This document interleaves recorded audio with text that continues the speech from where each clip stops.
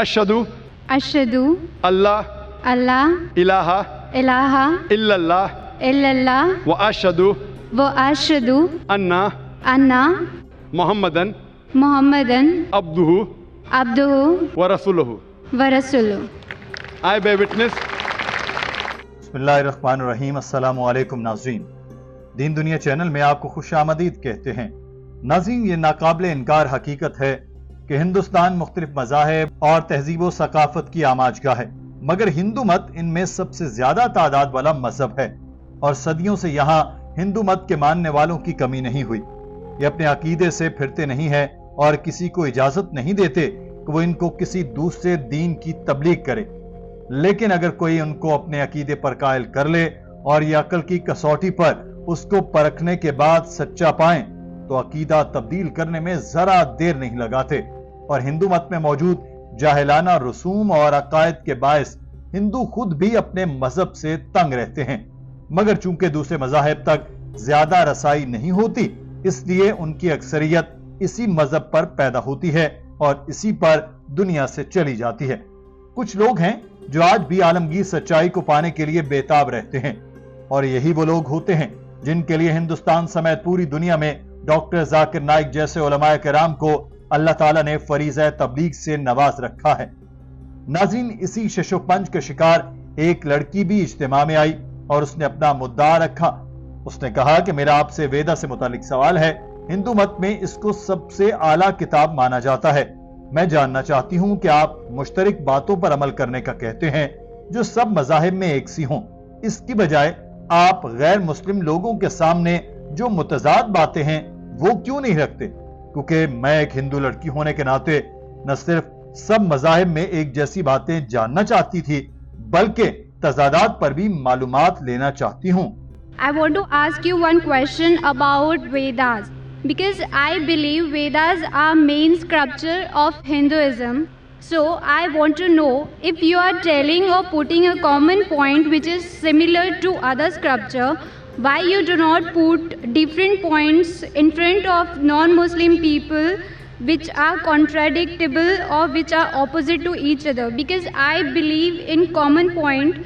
As a being a Hindu girl, it is very important to know which are the common point and which are the different points in Hinduism scriptures. Doctor Zakir Naik ने कहा कि बहन, अगर मैं इस्लाम और हिंदू मत के दरमियान इख्तलाफात पर बात करूं तो मैं एक बड़ा तवील लेक्चर दे सकता हूं, लेकिन तजादात की बजाय ममासलियत पर बात करने की वजह यह है कि मेरे खालिक अल्लाह सुब्हान व तआला की तरफ से कुरान मजीद में सूरह निसा में दी गई नसीहत है। कहा गया कि अहले किताब, एक बात की तरफ आओ जो हमारे और तुम्हारे दरमियान बराबर है कि सिवाय अल्लाह के और किसी की बंदगी न करें और इसका किसी को शरीक न ठहराएं, और सिवाय अल्लाह के कोई किसी को रब न माने। बस अगर वो फिर जाएं तो कह दो कि गवाह रहो कि हम तो फर्मा बरदार होने वाले हैं। कुरान के ये अल्फाज हमें एक तरीका बताते हैं कि मुख्तलिफ किस्म के लोगों से बात कैसे की जाए, और मुश्तरक बातों पर आने की तलकीन की गई है। और इसमें सबसे अहम यह है कि एक अल्लाह के सिवा किसी की इबादत नहीं करते। मैं इख्तिलाफात के बारे में बहुत लंबी बात कर सकता हूं, लेकिन इससे दुश्मनी पैदा होगी। हो सकता है इससे किसी के जज्बात मजरूह हों। मेरी एक बार विलियम कैम्बल से बहस हुई, उसमें ईसाईयत और इस्लाम के फर्क पर बात हो रही थी। उसने किताब लिखी थी कि कुरान में 30 साइंसी गलतियां हैं, और 8 साल तक अमेरिका में किसी मुसलमान ने जवाब नहीं दिया। अमेरिका में इसी वजह से ये किताब बहुत ज्यादा फरोख्त हुई, तो हमारे तलबा कहते थे कि अमेरिका में आकर इस पर बात करें। हमने फिर एक मकालमे का बंदोबस्त किया और मैंने उसके लगाए तमाम इल्जामात के जवाब दिए, और फिर मैंने बाइबल से 38 पॉइंट का जिक्र किया जो साइंस के खिलाफ है। वो इसका जवाब नहीं दे सकता। मुझे ये दोबारा करना पड़ सकता है अगर मैं कभी हिंदू उलमा से बहस करूं। अगर वो कहें कि वेदा मुकम्मल तौर पर साइंसी है और ऐसे दावे करें जो दुरुस्त नहीं, तो फिर हो सकता है मैं इस पर बात करूं। He wrote a book saying there are 30 scientific errors in the Quran, and for 8 years no Muslim replied. In USA it became a hot seller. So the students of US, they called me and we had a dialogue. The topic was Quran and Bible in the light of science. Whatever allegations they had against the Quran, I replied to all. I posed 38 points from the Bible which is against science. He could not reply to any. Doctor Zakir Naik نے کہا کہ اگر میں اختلافات کی بات کروں تو شاید آپ ناراضگی محسوس کریں.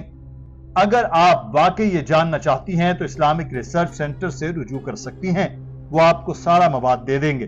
مگر عوامی مقام پر میں تضادات کے بارے میں بات نہیں کرنا چاہتا، اسی لیے میں کہتا ہوں کہ تضادات کو چھوڑ کر مماثلت پر بات کریں. تو ان باتوں پر عمل کریں جو ہندو مت، اسلام اور عیسائیت میں ایک جیسی ہیں. تمام صحیفوں میں لکھا ہے کہ خدا ایک ہے. حضرت محمد صلی اللہ علیہ وسلم اللہ کے آخری رسول ہیں. ڈاکٹر ذاکر نائک کے سوال پر اس لڑکی نے بتایا، مجھے یہ یقین ہے کہ خدا ایک ہے، اور میں آپ سے یہ سوال اس لیے پوچھ رہی ہوں کہ قرآن اور ویدا کو سمجھنا بہت ضروری ہے، اور میں اس الجھن میں ہوں کہ کون سا صحیفہ میرے لیے ضروری ہے کہ میں خدا تک رسائی حاصل کروں. میں نے آپ کے ہندو مت اور اسلام میں مماثلت کے لیکچر بھی سن رکھے ہیں. ڈاکٹر ذاکر نائک نے پوچھا، کیا آپ کو پتا ہے کہ آپ کے صحیفوں کے مطابق حضرت محمد صلی اللہ علیہ وسلم اللہ کے آخری رسول ہیں؟ اس لڑکی نے جواب دیا، ہاں میں نے وہ لیکچر دیکھا ہے. پھر ڈاکٹر صاحب نے پوچھا، کیا آپ حضرت محمد صلی اللہ علیہ وسلم کو پیغمبر مانتی ہیں؟ اس لڑکی نے جواب دیا کہ بالکل، مجھے اس پر یقین ہے. اس پر ڈاکٹر صاحب بولے، اگر آپ کو یقین ہے کہ ایک خدا ہے، اور آپ کو یقین ہے کہ بت پرستی ممنوع ہے، اور اگر آپ کو یقین ہے کہ حضرت محمد صلی اللہ علیہ وسلم آخری رسول ہیں، تو ہم آپ کو مسلمان کہتے ہیں. ان تینوں چیزوں پر ایمان کر کے آپ دائرہ اسلام میں داخل تو ہو چکی، مگر اعلیٰ درجے پر نہیں گئی، یا آپ خود بھی نہیں جانتی کہ آپ مسلمان ہیں؟ اس لڑکی نے کہا کہ جی، اسی طرح سے میں انڈائریکٹ مسلمان ہوں، مگر یہی بات اگر اسلام اور ویدا دونوں میں ہے تو کس کو ترجیح دینی چاہیے، اسلام کو یا ہندو مذہب کو؟ ڈاکٹر ذاکر نائک نے کہا کہ اگر آپ کی ویدا کہتی ہے کہ خدا ایک ہے اور آخری نبی حضرت محمد صلی اللہ علیہ وسلم ہیں، تو آپ اسلام پر تو عمل کر رہی ہیں، مگر ساتھ ہی ویدا کی پیروی بھی کر رہی ہیں. اب آپ کو یہ جاننا ہے کہ احکامات کیا ہیں. یعنی اب آپ نرسری میں ہیں، پھر جونیئر کے جی میں جائیں گی، پھر کے جی میں، اور پھر اعلیٰ درجوں پر پہنچ سکتی ہیں. کیا آپ مانتی ہیں کہ آپ مسلمان ہیں؟ اس لڑکی نے اعتراض کیا کہ اگر کوئی ایک خدا پر یقین رکھتا ہے تو اس کے لیے مسلمان کہلانا کیوں ضروری ہے؟ ڈاکٹر ذاکر نائک نے جواب دیا کہ مسلمان کا مطلب ہے وہ شخص جو خدا کے تابع ہو. اپنی مرضی کو خدا کے سپرد کرنے کے لیے پہلا اہم عقیدہ یہ ہے کہ ایک خدا پر یقین ہونا چاہیے. بت پرستی ضروری نہیں، حضرت محمد رسول اللہ ہیں. اگر آپ یہ کہتے ہیں تو اس کا مطلب ہے کہ آپ نے اتفاق کیا ہے. Do you agree that you're a Muslim? Muslim means a person who submits his or her will to God. Why it is important that the person who are believing in one God, he is called or she is called a Muslim? Yes, why? Muslim means a person who submits his will to God. And the first important creed to submit your will to God is believe there's one God, believe there is no idol worship, and believe Prophet Muhammad is the messenger. If you say this, that means you have agreed to submit. Doctor Zakir Naik نے ایک بار پھر اس لڑکی سے پوچھا کہ آپ کو ایک خدا، آخری نبی اور بت پرستی کے غلط ہونے پر یقین ہے؟ اس لڑکی نے ہاں میں جواب دیا. تو ڈاکٹر صاحب نے پوچھا کہ کیا آپ کلمہ شہادت پڑھنا چاہتی ہیں؟ اس لڑکی نے جواب دیا کہ ہاں میں پڑھنا چاہتی ہوں.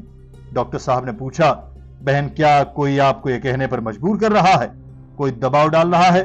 اس لڑکی نے کہا کہ نہیں، میں اپنی مرضی سے شہادت دینا چاہتی ہوں. ڈاکٹر ذاکر نائک نے اس لڑکی کو کلمہ پڑھایا اور دائرہ اسلام میں داخل کر دیا. اشہدو اللہ الہ الا اللہ و اشہدو انا محمدن عبدہ و رسولہ. I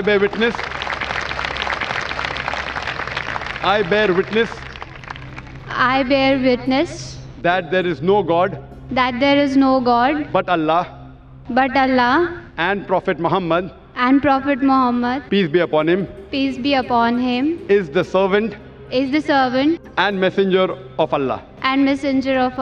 MashaAllah. Thank you.